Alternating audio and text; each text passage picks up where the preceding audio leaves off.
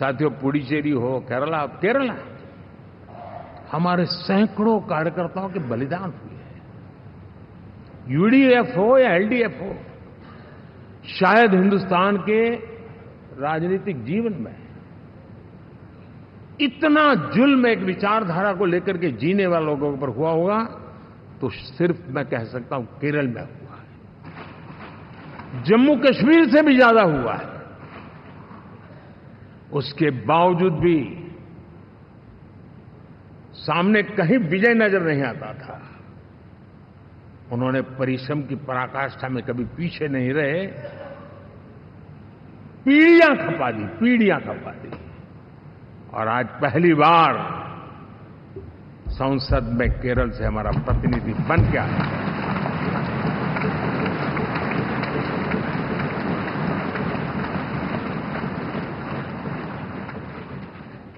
साथियों,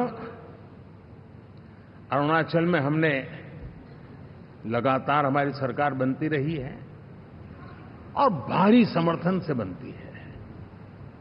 सिक्किम में भी हमारे एनडीए की सरकार करीब क्लीन स्वीप के साथ, अरुणाचल क्लीन स्वीप। आंध्र, मैं अबू बाबू को पूछ रहा था, बोले हिस्टोरिकली ये सबसे हाईएस्ट विक्ट्री है।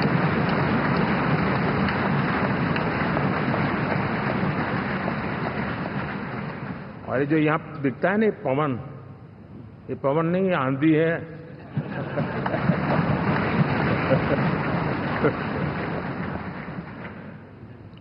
आंध्र ने इतना बड़ा हमारे प्रति जनमत दिया है। हिंदुस्तान के लिए एक सामान्य मानवीय की विकास की जो जिजीविषा है उसका प्रतिबिंब है। और महाप्रभु जगन्नाथ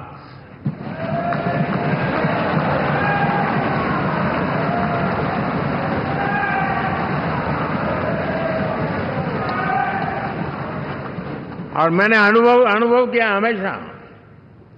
मैं हमेशा मानता हूं ईश्वर के अनेक रूप होते हैं, लेकिन जब मैं भगवान महाप्रभु जगन्नाथ जी को याद करता हूं तो मैं हमेशा मानता हूं ये गरीबों के देवता है।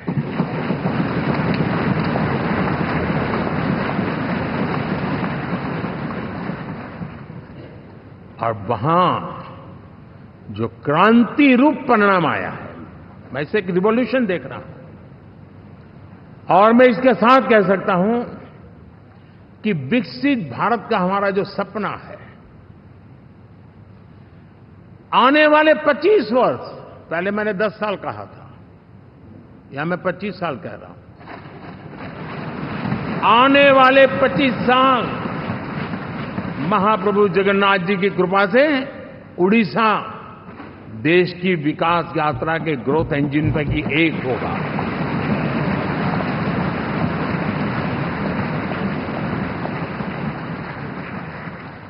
साथियों, हम लोग जब 4 जून के नतीजे चल रहे थे, मैं तो अपने काम में कुछ व्यस्त था, बाद में फोन आना शुरू हो गए, तो मैंने किसी को पूछा, यार ये तो ठीक है आंकड़े वांकड़े, तो मुझे ये बताओ कि ईवीएम जिंदा है कि मर गया?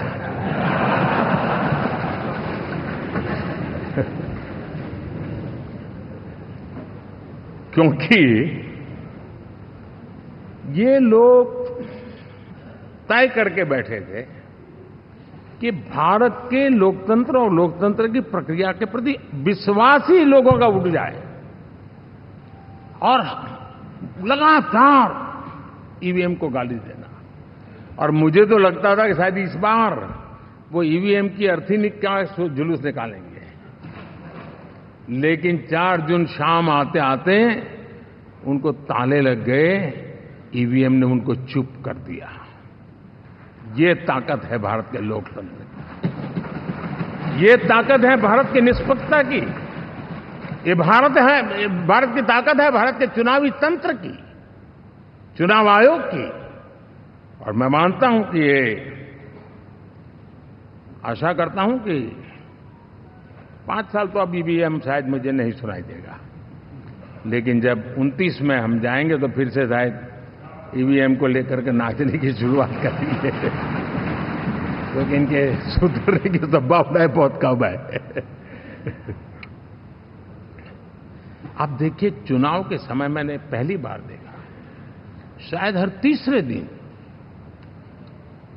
इलेक्शन कमीशन के काम में रुकावट आए, इसके लिए सुप्रीम कोर्ट के दरवाजे खटखटाए गए, भांति भांति के एप्लीकेशन, और एक ही टोली थी। और लोकतंत्र के प्रति जिनका भरोभार अविश्वास, ऐसे लोग सुप्रीम कोर्ट का उपयोग करते हुए कैसे रुकावट डाले, इसका निरंतर प्रयास करते रहे।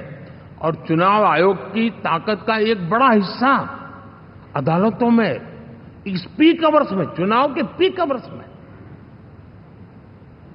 यानी कितनी निराशा लेकर के ये लोग मैदान में आए थे कि उन्होंने पूरा हमला उसी इंस्टीट्यूट पे लगा दो ताकि चुनाव के कोई भी परिणाम आए, हम दुनिया के सामने भारत को भी बदनाम कर लें। ये षड्यंत्र का हिस्सा था दोस्तों, और कभी भी देश उनको माफ नहीं करेगा। साथियों, इंडी गठबंधन वाले जब ईवीएम का विरोध करते हैं तो मैं सिर्फ एक चुनाव के रूप में नहीं देख रहा। मैं मानता हूं ये लोग मन से पिछली शताब्दी के सोच वाले लोग हैं। वे टेक्नोलॉजी को हम महत्व न समझते हैं, न टेक्नोलॉजी स्वीकार करने को तैयार है। और ये सिर्फ ईवीएम में दिखाई दिया, ऐसा नहीं, यूपीआई में दिखाया। जब हमने कहा कि हिंदुस्तान के लोग डिजिटल ट्रांजैक्शन करेंगे, फिनटेक की दुनिया में आज हिंदुस्तान का नाम हो गया, मानने को तैयार नहीं। आधार आज देश की एक पहचान बना है। मैं तो देख रहा हूं कि मुझे कई देश कहते हैं कि हमें आधार की पद्धति से आगे बढ़ना है, आप कैसे मदद कर सकते हैं।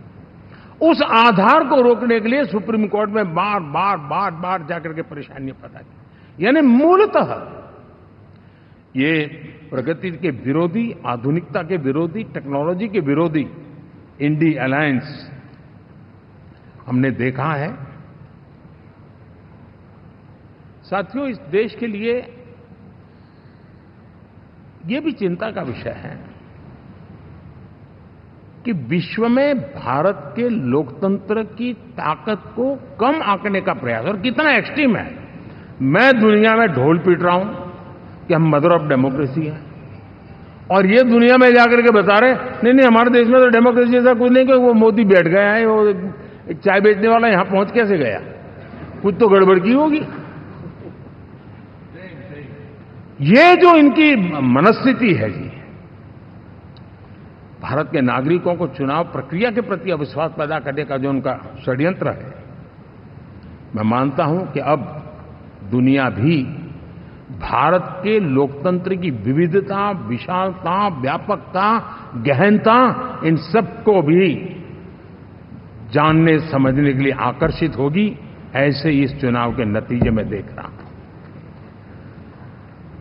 साथियों, जब 1 तारीख को मतदान पूरा हुआ और 4 तारीख को काउंटिंग, इस बीच की चीजों को आप देखिए। योजनाबद्ध तरीके से देश को हिंसा की आग में झोंकने का बयान दिए जाते थे। यहां इकट्ठे होना, यहां पहुंचना, यहां करना। कुछ लोग इस चीज को गंभीर नहीं लेते हैं, लेकिन ये बहुत गंभीर है। आप भारत के लोकतंत्र को, पहले उसकी व्यवस्था को अनादर करते हो, अब परिणाम आने से पहले एक ऐसा माहौल बना दो कि बस आग लगा देंगे। हर प्रकार से उन शब्दों का अर्थ यही निकलता है कि उन्होंने देश को उस दिशा में ले जाने का प्रयास किया था। लगातार देश को गुमराह करने का प्रयास किया गया, देश के लोगों को बांटने का प्रयास किया। अरे, चुनाव एक ऐसा लोकोत्सव होता है कि ज्यादा से ज्यादा लोगों को हम जोड़े, तोड़ने के लिए नहीं होता है। लेकिन हर प्रकार से कोशिश यही की गई। साथियों, मैं मानता हूं कि 2024 के लोकसभा के चुनाव के जो नतीजे हैं, हर पैरामीटर से देखेंगे, दुनिया ये मानती है और मानेगी कि ये एनडीए का महाविजय है।